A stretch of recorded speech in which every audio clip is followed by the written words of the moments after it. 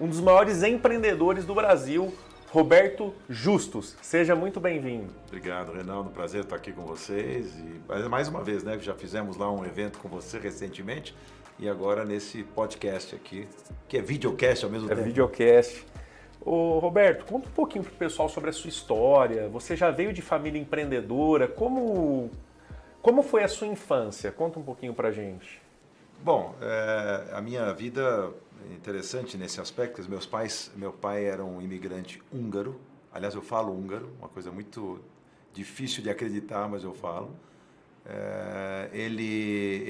Meu pai e minha mãe imigraram para cá depois da Segunda Grande Guerra, em 49, quer dizer, quase 4 anos depois da guerra, porque os comunistas entraram lá, os russos entraram e falaram, não, já sobrevivemos ao nazismo, agora o comunismo nós não vamos aguentar não. Aí vieram para o Brasil por uma oportunidade que teve, e aí meu pai era um empreendedor nato, ele era um engenheiro civil que tinha uma construtora, e aí ele já chegou no Brasil, já tentou montar o negócio dele, conseguiu montar uma empreiteira, teve empreiteira durante muitos anos.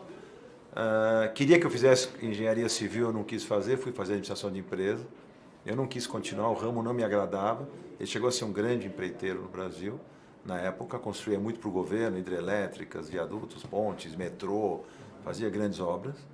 Então eu tive uma infância muito confortável. Depois ele teve dificuldade em receber do governo, não diversificou como os concorrentes fizeram. Muitos concorrentes de grandes empreiteiras diversificaram para petroquímica, para construção civil de shopping center, fazendo outras coisas e não só governo. Ele cometeu esse erro e aí ele acabou tendo que sair do negócio, porque o negócio já começou a ir mal.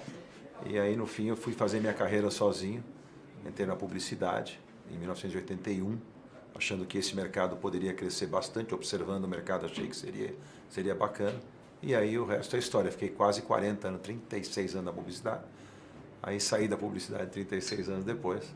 E hoje estou com 7 negócios, 4 no mercado financeiro e 3 em tecnologia. E quando você percebeu que você iria se tornar um dos principais empreendedores do Brasil, estava claro para você? Você traçou, você projetou isso daí ou acabou acontecendo? Bom, primeiro eu agradeço, né, de você me incluir nesse hall de principais empreendedores. Eu não sei que ranking é esse, mas realmente eu sempre fui muito inquieto, né, Renato? Muito inquieto. Sempre quis fazer as coisas acontecerem, sempre fui muito determinado e falando, eu vou construir uma história. Eu gostaria que meus filhos um dia olhassem para a história do pai e se orgulhassem de ter construído algo. Né? Ser empreendedor é gerar emprego, é gerar riqueza para o país, é fazer alguma coisa acontecer, é fazer a diferença no mercado, é ter algum negócio que realmente seja admirado pelos outros, na forma que ele se conduz, na forma que ele se comporta, seja prestação de serviço, como eu já fiz, seja produção de qualquer coisa, negócio que eu já entrei na minha vida, mas eu sempre fui muito, vamos dizer assim, muito determinado em relação a esse objetivo. Então eu sabia que em algum lugar eu ia chegar, eu só não sabia onde. Ninguém como jovem pode imaginar onde pode chegar. Mas eu observava muito, eu usava como benchmark, como referência, os grandes empreendedores, os grandes empresários. Isso é muito importante, né? Eu acho que o jovem tem que ter a referência para se basear. É a experiência dos outros que você ainda não viveu que pode te iluminar o seu caminho, que pode te dar uma noção e abrir a sua visão, que eu considero uma das forças mais importantes do ser humano é enxergar algo que eventualmente o outro não está vendo. E se enxergar dentro desse contexto. Então, respondendo a tua pergunta mais objetivamente eu me enxergava em algum lugar muito grande no futuro. E eu queria estar lá. Falei, eu não vou passar essa vida para ser medíocre ou ser só mais um. Eu vou tentar ser alguém especial. E para isso eu me dediquei bastante. A gente sabe que existem vários empreendedores que acabam não empreendendo porque tem medo. E o medo acaba, às vezes, travando a pessoa. Você já sentiu medo? E se sim, como que você fazia para superar o medo? Medo e insegurança são intrínsecos do ser humano, é natural. A gente tem medo quando está numa altura e olha para baixo e tem sensação de frio na espinha.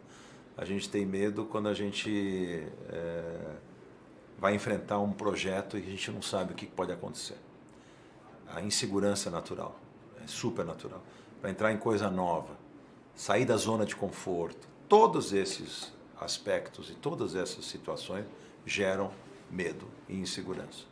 Quem disser, mas pode ser o Warren Buffett, pode ser o Steve Jobs, pode ser o Bill Gates, você, qualquer um que está nos vendo agora, disser que nunca teve insegurança ou medo em alguma situação, Agora, como você vai enfrentar o seu medo? A coragem foi definida entre as 500 maiores empresas do mundo como um dos itens mais importantes no sucesso delas.